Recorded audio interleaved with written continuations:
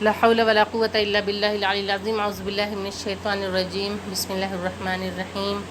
رب اشرح لي صدري ويسر لي أمري واحلل عقدة من لساني يفقهوا قولي اللهم صل على محمد وآل محمد وعجل فرجهم۔ محترم قارئین، جیسا کہ ہم سب کا موضوع درس چل رہا تھا اور دروس کا سلسلہ جاری تھا، جس میں موضوع درس جو چلتا ہے وہ قرآن سے متعلق ہے، احکام سے متعلق ہے، تاریخ سے متعلق ہے۔ تو اس سلسلے کو آگے بڑھاتے ہوئے آج ہمارا موضوع درس احکام ہے، اور جس میں ہم نجاسات کے متعلق گفتگو کر رہے تھے کہ 10 چیزیں جو ہیں وہ نجس ہیں۔ پیشاب، پاخانہ، منی، مردار، خون، کتا، سور،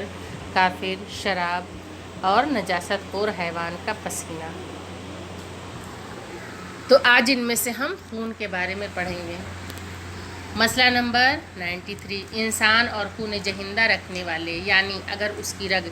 کاٹی جائے تو خون اچھل کر نکلتا ہے، اسے خون جہندہ کہتے ہیں۔ ہر حیوان کا خون نجس ہے، یعنی کہ جتنے بھی خون جہندہ رکھنے والے حیوان ہیں ان کا خون نجس ہے۔ پس اگر جانوروں مثلا مچھلی اور مچھر کا خون ہو جو اچھل کر نہیں نکلتا، وہ پاک ہے۔ مسئلہ نمبر 94، جن جانوروں کا گوشت حلال ہے اگر انہیں شرعی طریقے سے ذبح کیا جائے اور ضروری مقدار میں اس کا خون خارج ہو جائے تو جو خون بدن میں باقی رہ جائے وہ پاک ہے، لیکن اگر نکلنے والا خون جانور کے سانس کھینچنے سے یا اس کا سر بلند جگہ پہ کسی اونچی جگہ پر ہونے کی وجہ سے بدن میں پلٹ جائے تو وہ نجس ہوگا۔ مسئلہ نمبر 95، مرغی کے انڈے کی زردی میں خون کا ذرہ ہو تو اس سے احتیاط مستحب کی بنا پر پرہیز کرنا ضروری ہے۔ مسئلہ نمبر 96، وہ خون جو بعض اوقات دودھ دوہتے وقت نظر آتا ہے نجس ہے اور دودھ کو بھی نجس کر دیتا ہے، کہ جب جانوروں کو دوہا جاتا ہے اس وقت اگر خون آ جاتا ہے تو وہ نجس ہے، اور وہ خون میں مخلوط ہو کے دودھ میں مخلوط ہو رہا ہے تو وہ دودھ بھی نجس ہے۔ مسئلہ نمبر 97، اگر دانتوں کے مسوڑھوں سے نکلنے والا خون لعاب دہن سے مخلوط ہو جانے پر، اسے مل جانے پر حل ہو جائے تو اس لعاب سے پرہیز لازم نہیں ہے، کہ بالکل لعاب دہن میں بالکل گھل مل گیا ہے۔ مسئلہ نمبر 98، جو خون چوٹ لگنے کی وجہ سے ناخن یا کھال کے نیچے جم جائے، اگر اس کی شکل ایسی ہو کہ لوگ اسے خون نہ کہیں تو وہ پاک، اور اگر اسے خون کہیں اور وہ ظاہر ہو جائے تو نجس ہوگا۔ ایسی صورت میں جبکہ ناخن یا کھال میں سوراخ ہو جائے، اگر خون کا نکلنا اور وضو یا غسل کے لیے اس مقام کا پاک کرنا بہت زیادہ تکلیف کا باعث ہو تو چاہیے کہ تیمم کر لے۔ مسئلہ نمبر 99، اگر کسی شخص کو یہ پتہ نہ چلے کہ کھال کے نیچے خون جم گیا ہے یا چوٹ لگنے کی وجہ سے گوشت نے ایسی شکل اختیار کر لی ہے تو وہ پاک ہے، کیونکہ آپ لوگوں نے دیکھا ہوگا بعض اوقات کہ اگر کہیں جلد دب جاتی ہے یا اس پہ چوٹ لگ جاتی ہے تو وہاں پہ وہ کالا پڑ جاتا ہے، لال پڑ جاتا ہے، اس کا رنگ تبدیل ہو جاتا ہے، اور ہمیں یہ نہیں پتہ ہے کہ یہ نیچے یعنی جو ہماری سکن ہے اس کے نیچے خون جمع ہے یا سکن کا کلر ایسا ہو گیا ہے، کیونکہ چوٹ لگنے سے بھی سکن کا رنگ جو ہے وہ جلد کا رنگ بدل جاتا ہے، تبدیل ہو جاتا ہے۔ تو اگر ہمیں نہیں پتہ کہ اس کے نیچے خون ہے یا جلد کا ایسا رنگ ہو گیا ہے چوٹ لگنے کی وجہ سے تو وہ پاک ہوگا۔ مسئلہ نمبر 100، اگر کھانا پکاتے ہوئے خون کا ایک ذرہ بھی اس میں گر جائے تو سارے کا سارا کھانا اور برتن احتیاط لازم کی بنا پر نجس ہو جائے گا۔ ابال، حرارت اور آگ انہیں پاک نہیں کر سکتے۔ مسئلہ نمبر 101، زخم کے اچھا ہوتے وقت اس کے اطراف میں جو مواد پیدا ہو جاتا ہے اگر یہ معلوم نہ ہو کہ اس میں خون ملا ہوا ہے تو وہ پاک ہوگا۔ نمبر 6 اور 7واں جو پوائنٹ ہے نجاسات میں کتا اور سور۔ مسئلہ نمبر 102، کتا اور سور نجس ہے حتیٰ کہ ان کے بال، ہڈیاں، پنجے، ناخن اور رطوبتیں بھی نجس ہیں۔ نمبر 8، 8ویں پوائنٹ پہ ہے کافر۔ مسئلہ نمبر 103، کافر یعنی وہ شخص جو باری تعالیٰ کے وجود یا اس کی وحدانیت کا منکر ہو، نجس ہے۔ اور اسی طرح غلات یعنی وہ لوگ جو ائمہ علیہم السلام میں سے کسی کو خدا کہیں یا یہ کہیں کہ خدا امام میں سما گیا ہے، اور خارجی و ناصبی یعنی وہ لوگ جو ائمہ معصومین علیہم السلام سے نفرت اور بغض کا اظہار کریں، وہ بھی نجس ہیں۔ یعنی کہ جو شرک کرتا ہے، جو خدا کے وحدانیت کا منکر ہے، تو وہ بھی نجس ہے۔ خدا کے وجود کا منکر ہے، وہ بھی نجس ہے۔ جو اہل بیت علیہم السلام کو خدا کہتا ہے یا یہ کہتا ہے کہ ان میں خدا سما گیا ہے، تو وہ بھی نجس ہے۔ اسی طرح جو ائمہ معصومین علیہم السلام سے نفرت کرتے ہیں، وہ لوگ بھی نجس ہیں۔ اسی طرح وہ شخص جو کسی نبی کی نبوت یا ضروریات دین یعنی وہ چیزیں جنہیں مسلمان دین کا جز سمجھتے ہیں، مثلا نماز اور روزے میں سے کسی ایک کا یہ جانتے ہوئے کہ یہ ضروریات دین ہیں، منکر ہو، اس کا انکار کرے۔ اگر اس طرح انکار کریں کہ اس سے پیغمبر کی تکذیب لازم ہو، یعنی وہ پیغمبر کو جھٹلا رہا ہے، اس سے پیغمبر کی تکذیب لازم قرار پائے، خواہ وہ اجمالی طور سے ہی کیوں نہ ہو، لیکن اہل کتاب یعنی یہود، نصارہ و مجوسی پاک ہیں۔ مسئلہ نمبر 104، کافر کا تمام بدن حتیٰ کہ اس کے بال، ناخن اور رطوبتیں بھی نجس ہیں۔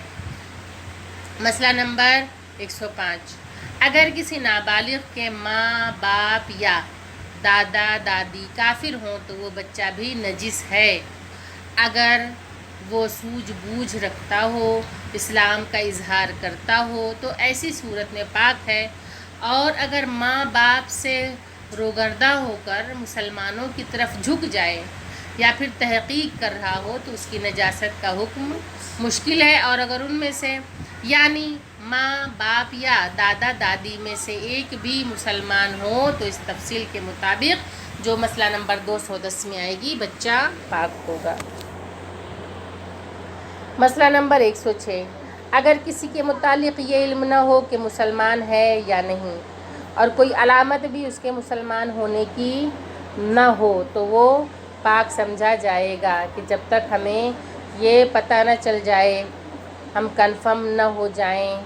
اس کی کوئی علامت ایسی دکھے کہ جس سے ثابت ہو کہ یہ مسلمان نہیں ہے، مثلا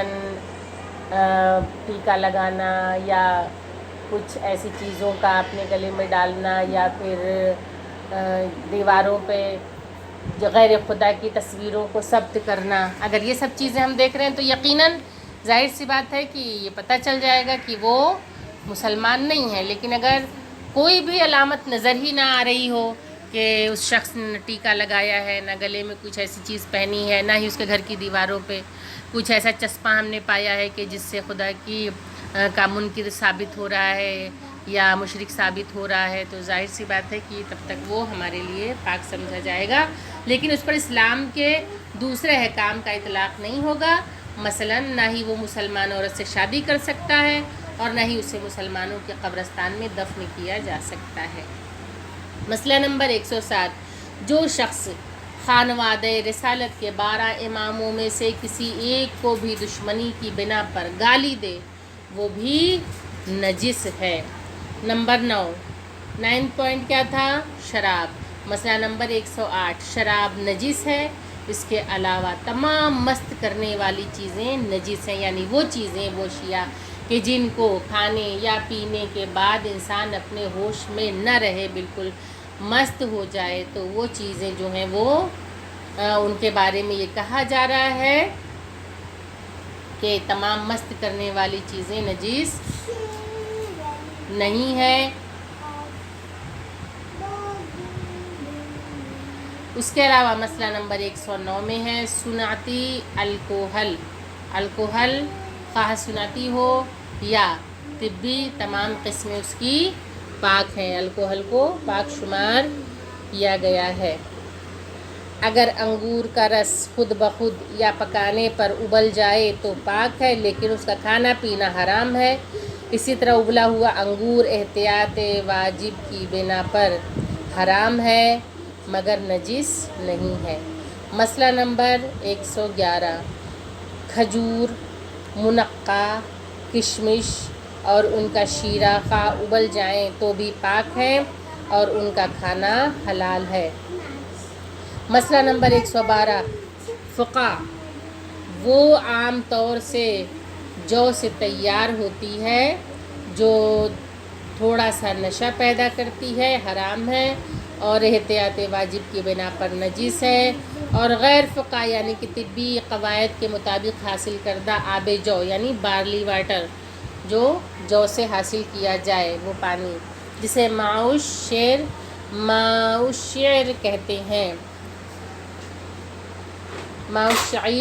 کہتے ہیں جس میں کوئی نشہ نہیں ہوتا، پاک اور حلال ہے۔ نمبر 10، نجاست کھانے والے حیوان کا پسینہ۔ مسئلہ نمبر 113، انسانی نجاست کھانے کی عادت والے اونٹ کا پسینہ نجس ہے اور احتیاط واجب کی بنا پر بقیہ حیوان کا پسینہ جسے انسانی نجاست کھانے کی عادت ہو نجس ہے۔ مسئلہ نمبر 114، جو شخص فعل حرام سے جنب ہوا ہو اس کا پسینہ پاک ہے اور اس میں نماز صحیح ہے۔ یہ رہا نجاسات کا جو ہم لوگوں کا چیپٹر چل رہا تھا، آج ہم نے اس کے 10ویں پوائنٹ تک پورا مکمل کر لیا، اور آپ لوگ اس کو بغور مطالعہ کریں کہ اس کا PDF بنا کے بھیجیں، جو نہ سمجھ میں آیا ہو اس سے متعلق آپ لوگ سوال بھی کریں۔ وآخر الدعوانا ان الحمد للہ رب العالمین، اللہم صلی علی محمد و آل محمد وعجل فرجہم۔ السلام علیکم، خدا حافظ۔